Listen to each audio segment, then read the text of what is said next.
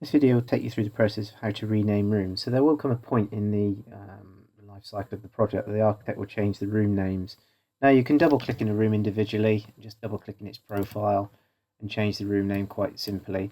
You might actually want to apply a numbering system, or you might want to isolate the rooms for reports to show the ground, the first, the second groupings of rooms.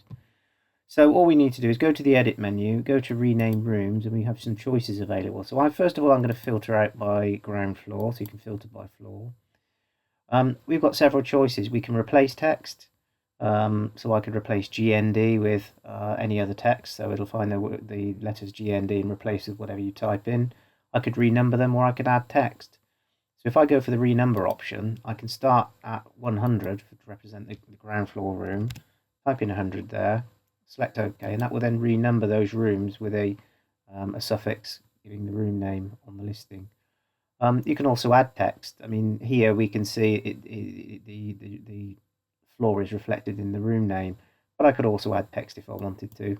I could add it as a prefix or a suffix, so I'll put it as a prefix, and I'll put GND. So you can see, and again, if I want to replace ground with nothing and reset it, I find GND and replace with nothing, and OK that, and that changes them back. So you can quite easily change your room names quite easily.